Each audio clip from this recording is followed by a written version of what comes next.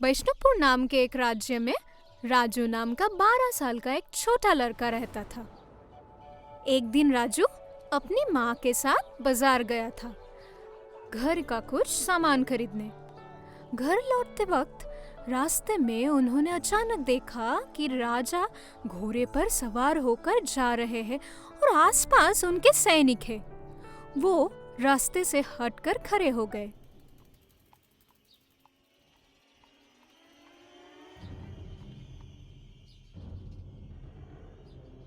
माँ, देखो कितने घोड़े हैं। मैं भी घोड़े पर चढ़ना चाहता हूँ। चुप करो बेटा, यहाँ खड़े होकर ये सब बातें मत करो। चलो जल्दी घर चलो।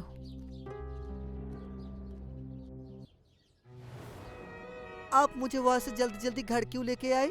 मैं थोड़ा घोड़े पर चढ़ना चाहता था। वो राजा का घोड़ा है, ऐसी बातें सोचना भी बुरा है। वो सब मुझे पता नहीं है। वो घोड़ा मुझे बहुत पसंद आई है। वो घोड़ा मुझे चाहिए ही चाहिए। मैं अब कहाँ से तुझे घोड़े पर चढ़ाऊं? वो सब मुझे मालूम नहीं। मुझे घोड़े पर चढ़ना है। मुझे घोड़ा बहुत पसंद है। मुझे घोड़ा बहुत पसंद है। अच्छा, मैं तुम्हें घोड़े पे चढ़ाऊंगी। अभी थोड़ा चुप करो बेटा। सच कह रही हो माँ? तो अभी घोड़े पर चढ़ाने के लिए ले चलो। अरे अभी कैसे बेटा? कल सुबह तू राजा के अस्तबल जाना, ठीक है? वहाँ मेरे एक दूर का रिश्तेदार है, राजा के घोड़ों का देखभाल करता है। उसका नाम हारान है। तू वहाँ जाकर मेरा नाम बोलना, देखना वो ठीक तुम्हें घोड़े पे चढ़ा देगा।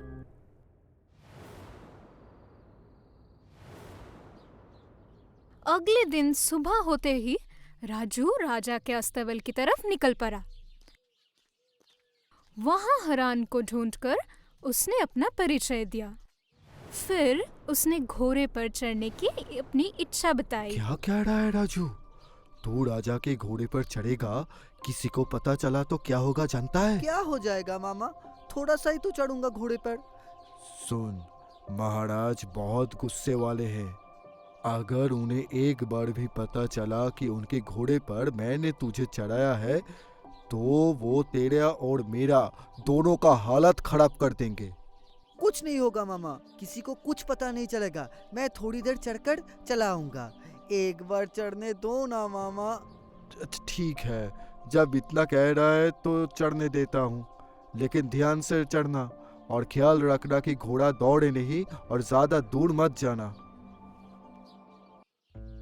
आप बिल्कुल चिंता मत करो मामा, मैं थोड़ी देर में ही चला आऊंगा। पास में ही रहूंगा, ज्यादा दूर नहीं जाऊंगा।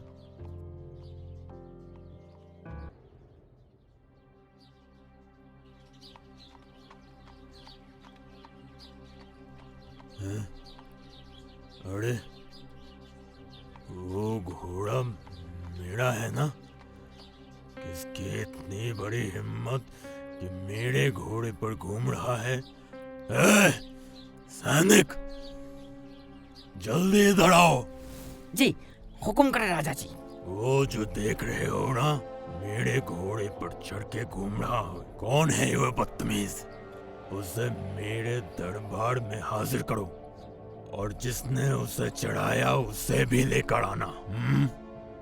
जो हुक्म राजा जी, अभी उन्हें दरबार में हाजिर करता हूँ। ये लीजिए राजा जी, ये है हरान, अस्तबल में आपके घोड़ों को देखभाल करता है, और ये है इसके भांजा, इसी ने इसको घोड़े पर चढ़ाया था। तेरी इतनी हिम्मत कि तूने मेरे घोड़े पर अपने गरीब भांजे को चढ़ाया? महाराज, मुझसे बहुत बड़ी गलती हो गई है, इस बार के लिए माफ कर दीजिए।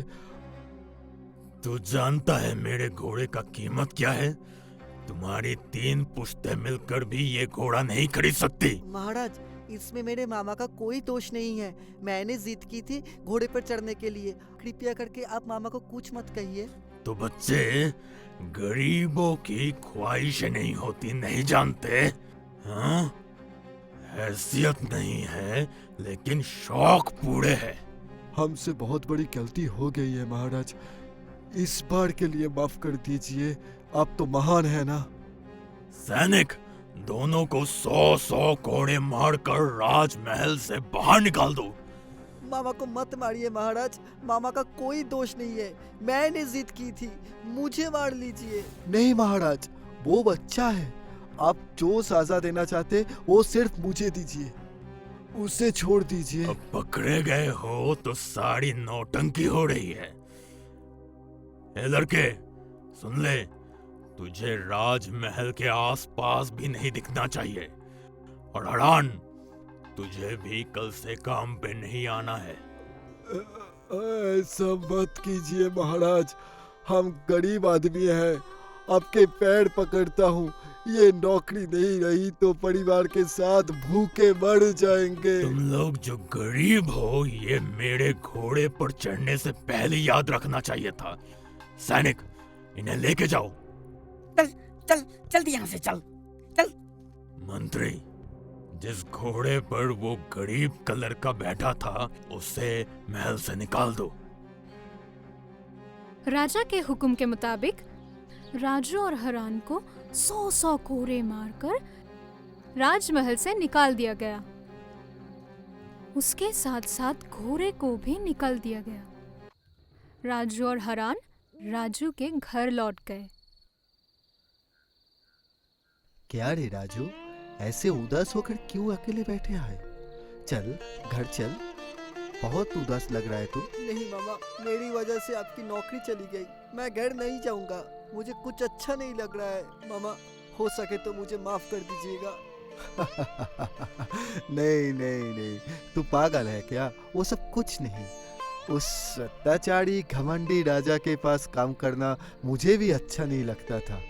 एक तरह से अच्छा ही हुआ, मैं भी छोड़ने ही वाला था। चल घर में चल। गरीब होकर थोड़ा सा घोड़े पर चढ़ लिया, इसलिए हमें कितना जलील किया। एक दिन देखना, मैं बहुत बड़ा आदमी बन के उनको दिखाऊंगा। वैसा ही होगा बेटा, वैसा ही होगा। लेकिन अब घर चल बच्चे, यहाँ अकेले ऐसे मत बैठो। चल चलो चलो घर चलो।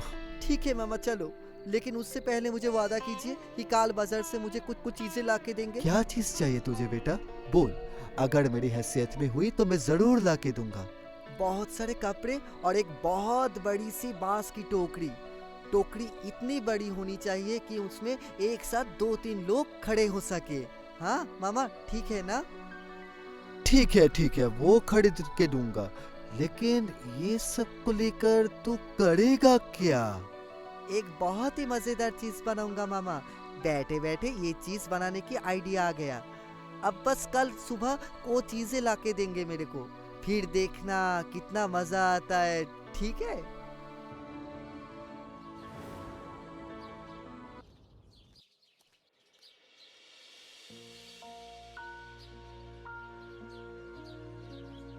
माँ, मुझे ये कपड़े थोड़ी सिल दोगी क्या? ये इतना सारा कपड़ा सिल के क्या करोगे तुम? और ये कैसे सिलूंगी मैं?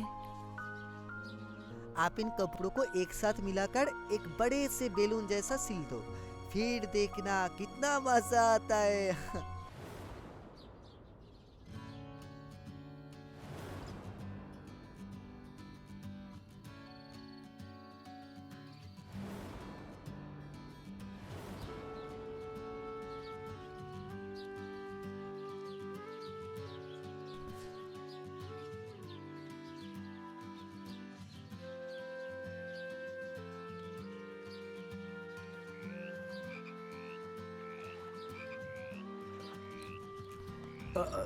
तो करना क्या चाहता है राजू? मुझे तो इसका सर पैर कुछ समझ नहीं आ रहा है। और थोड़ा सब्र रखो मामा, थोड़ी देर में सब समझ जाओगे। आप जल्दी से कुछ लकड़ी और एक टीन का बर्तन लेके आइए, मैं अपने दोस्तों को बुला कर लाता हूँ। ठीक है मामा?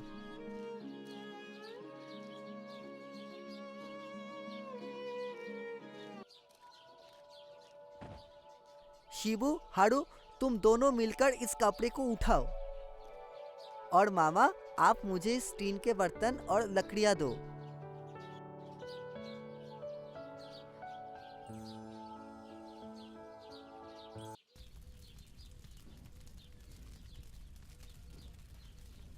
राजू, ए राजू, तू ये क्या बना रहा है? अरे, आग क्यों जला रहा है? कपड़े में तो आग लग जाएगी। कुछ नहीं होगा, तुम बस कपड़े को उठाकर जोर से पकड़े रहो। ये देखो, धीरे धीरे धुआं निकल रहा है। मैं भाग के एक बाल्टी पानी लेके आता हूँ।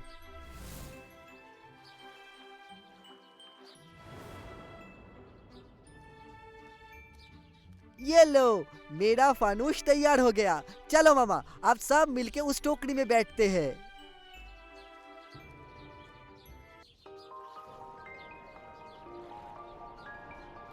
क्यों मामा, राजा का घोड़ा तो उड़ नहीं सकता ना? अरे राजू, तेरे दिमाग में तो बहुत तेज बुद्धि है। ये तो हम सोच भी नहीं सकते हैं। मैं तो अभी भी विश्वास नहीं कर सकता कि मैं सच में उड़ रहा हूँ। सच में हम अब पंछी की तरह उड़ रहे हैं। कितना मजा, कितना मजा। लेकिन उड़ तो रहे हैं, पर यहाँ से उतरेंगे कैसे? इसीलिए तो पानी लेके आया हूँ मामा। रुकिए, अभी दिखाता हूँ।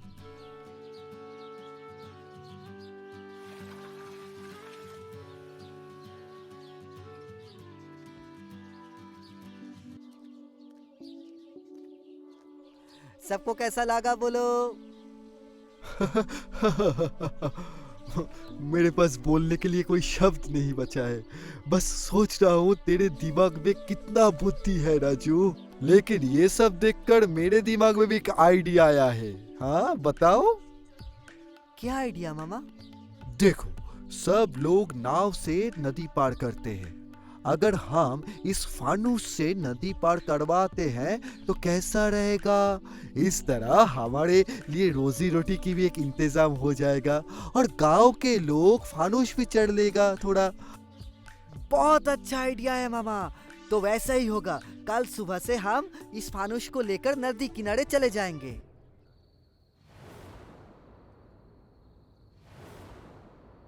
सब लोग सुनो, सब लोग सुनो। हमारे फानूस इस पार से लेकर नदी के उस पार लेके जा सकता है तुम लोगों को, वो भी उड़ उड़ के। हैं? क्या भाई पागल हो गया हो क्या? उड़ते उड़ते नदी पर पकड़वाओगे? अरे विश्वास नहीं होता तो एक बार चढ़ के देख लीजिए ना। एक बार चढ़ेंगे तो समझ जाएंगे कि सच में उड़ रहे हो कि नहीं।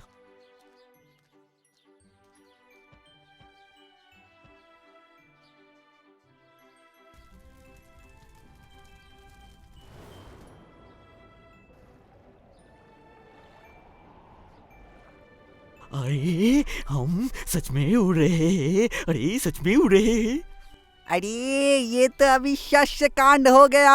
हम सच में उड़ पा रहे हैं। ये इसी तरह हरान और राजू मिलकर गांव के लोगों को अपने बनाए हुए फानूस से नदी पर करवाने लगे। गांव-गांव में उनका नाम फैलने लगा।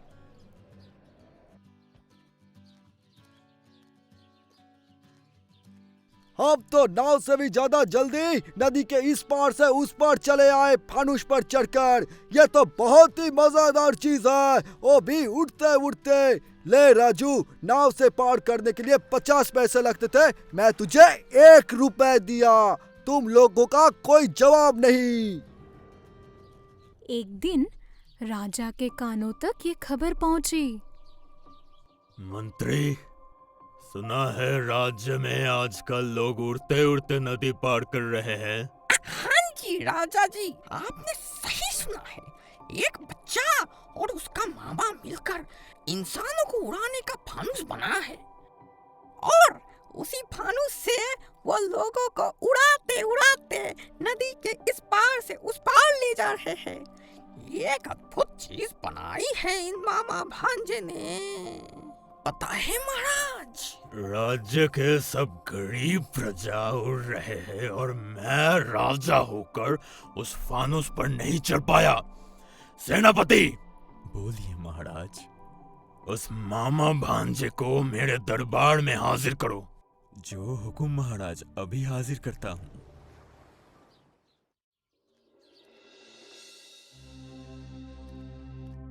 तुम ही वो मामा भांजे हो ना? जी महाराज, हम ही वो मामा भांजे हैं। लेकिन महाराज, हमने तो कोई और गलती नहीं की है। सुना है तुम लोग राज्य के सब लोगों को उड़ते उड़ते नदी पार करवा रहे हो। जी महाराज, मैंने फानुस बनाया है। मैं इस राज्य का राजा हूँ। तुम्हारा फर्ज था कि मुझे पहले फानुस में उठाए। लेकिन राजा मशाई, हमारे जैसे गरीबों के बनाए हुए फानुस पे आप चढ़ोगे? कोई लेकिन वेकिन नहीं, मैं अभी उस फानुस पर चढ़ना चाहता हूँ, बस। ठीक है, चलिए महाराज। मंत्री संतरी के साथ राजा आए नदी किनारे। फिर राजू के बनाए फानुस पर वो सवार हो गए। साथ में राजू और हरान भी थे। ये तुम्हारा फानुस है? हह, ये तो कोई भी बना सकता है। इसके लिए इतना शोरगुल। मैंने सोचा क्या पता क्या है। सही कहा महाराज, ये तो कुछ भी नहीं है, मामूली सी बात है। खैर, जब बना ही दिया है तो इस फानुस पर अब सिर्फ मैं चढ़ूंगा, समझ गए? इस फानुस पर सिर्फ मैं चढ़ूंगा और ये आज से राजमहल में रहेगा। ठीक है महाराज।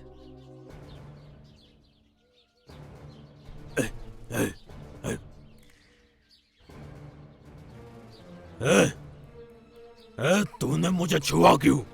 गलती से लग गया महाराज। गलती से? तेरी हिम्मत तो कम नहीं, नीची जात का लड़का होकर राजा को छूता है। आगे से कभी नहीं होगा महाराज, कभी नहीं। छी छी छी छी छी, मेरा जात चला गया। मुझे फिर से गंगा जल से नहाना पड़ेगा। फानुस उड़ते उड़ते जब ठीक नदी के बीच में था, तब एक पंछी उड़ते उड़ते आया और फानुस के कपड़े में चोंच मारकर छेद कर दिया। फानुस की हवा निकलने लगी और वो लोग नदी के पानी में गिरने लगे। डर से महाराज बोल उठे, फानुस इतनी तेजी से नीचे क्यों उतर रहा है? एक पंछी ने फानुस में छेद कर दिया है महाराज। अब हम नदी के पानी में गिरने वाले हैं महाराज। महाराज, आपको तैरना आता है ना? मुझे तैरना नहीं आता। अब क्या होगा? क्या होगा? फानुस नदी के पानी में गिरेगा, हम लोग तो तैर के पानी से निकल जाएंगे, लेकिन आपको तो तैरना नहीं आता। अब आप क्या करेंगे वो आपको ही पता है। आप पानी में डूब के मर जाएंगे। नहीं नहीं नहीं, मैं मरना नहीं चाहता। तुम लोग मुझे बचा दो। मैं तुम्हें जो चाहोगे वो दूंगा। लेकिन हम तो नीची जात के हैं, आपको छू लिया तो आपका जात चला जाएगा महाराज। बचा! हरान, राजू और महाराज फानुस सहित नदी के पानी में गिर गए।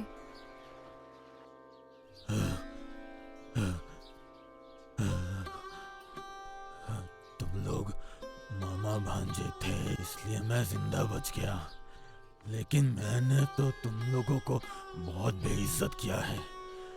फिर भी तुम लोगों ने मुझे बचा लिया।